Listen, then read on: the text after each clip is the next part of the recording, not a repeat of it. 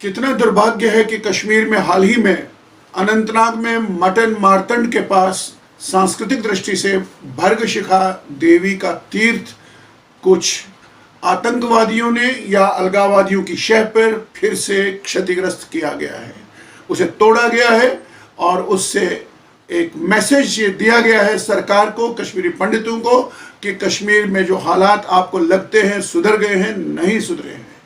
आप मेरे मित्रों ये देखिए कि पिछले एक वर्ष में कितने कश्मीरी पंडितों को, निर्दोष पंडितों को फिर से बारी बारी से मारा गया, कितने लोगों को एकदम तंग उत्पीड़ित किया गया। अभी हाल ही में भर्गशिखा मंदिर की मूर्ति का विग्रह का तोड़फोड़ किया जाना क्या मायने रखता है, क्या बदला है कश्मीर में। और इतना ही नहीं कि हत्याएं और इन मंदिरों, इन तीर्थों का क्षतिग्रस्त किया जाना एक कल्चरल जिनोसाइड का जारी एक स्वरूप है। हम सरकार से ये कहना चाहते हैं कि किस मुगालते में आप स्वयं हैं या कश्मीरी पंडितों को या देशवासियों को रखना चाहते हैं। कश्मीर में 370 आपने हटाया, एक संवैधानिक बदल जरूर हुआ है, लेकिन वो मानसिकता वही है और ये उन सब कार्रवाइयों के प्रति एक जवाब आपको आतंकवादी दे रहा है कि कश्मीर में कश्मीरी पंडितों की वापसी के लिए ये उनका भविष्य है। हम निंदा करते हैं और भर्त्सना करते हैं। ये न केवल भर्गशिखा तीर्थ का ही एक मसला है, और भर्गशिखा तीर्थ के बारे में मैं उस डिटेल में नहीं जाऊंगा।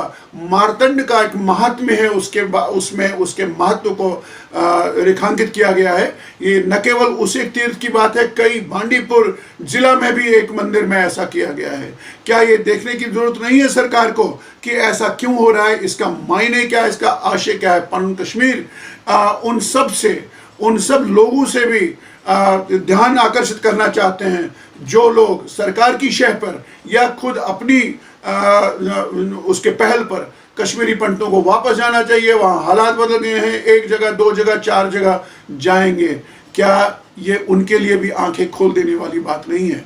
इसका मित्रों कोई इलाज नहीं है। सरकार भी सुन ले, देशवासी सुन लें। जब तक कि कश्मीर घाटी के अंदर जिस तरह से परम कश्मीर आपसे कश्मीर घाटी के अंदर एक जियो स्ट्रेटेजिक फुटहोल्ड, जिसे हम परम कश्मीर कहते हैं, एक सेपरेट होमलैंड कहते हैं, उसका निर्माण नहीं होता है, कोई भी कश्मीरी पंडित वापस नहीं जा सकता है। जो वापस जाएगा उसके लिए यह भर्गशिखा जैसा तीर्थ के साथ जो हुआ है, या अन्य तीर्थों के साथ जो हुआ है, या अन्य कश्मीरी पंडितों को चुन चुन के आप फिर से मारने लगे हैं, ये उनके लिए सबक है। और मुझे आशा है सरकार इसको गंभीरता से लेगी और कश्मीरी पंडित भी इसे ध्यान से एनालाइज इसका करके किसी बहकावे में नहीं आएंगे। इसका एक ही इलाज है कि 7 लाख कश्मीरी पंडित, उससे ज़्यादा की संख्या में, एक ही जगह पे, जिसे हम होमलैंड कहते हैं, वहाँ बसेंगे और कोई उपाय वहाँ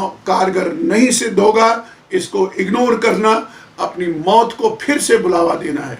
मैं लेफ्टिनेंट गवर्नर मनोज सिन्हा साहब से और प्रधानमंत्री और गृह मंत्री से निवेदन करना चाहूँगा कि उस माइंडसेट को, और जो आतंकवाद का असली चेहरा है, और ये असली चेहरा उस छद्म कश्मीरियत का असली चेहरा है जो सामने आ रहा है, इस पर ध्यान दीजिए। जब तक कि आप जेनोसाइड को एक्सप्रेस नहीं करेंगे, एड्रेस नहीं करेंगे, जेनोसाइड की एक बिल पास करके पार्लियामेंट में कानून नहीं होंगे, तब तक ये सब चलता रहेगा। मैं बहुत दुखी मन से अपनी ओर से, मैं डॉक्टर अग्निशेखर परम कश्मीर की ओर से इसकी भर्त्सना करता हूं और निवेदन करता हूं सरकार से कि इस पे ध्यान दें।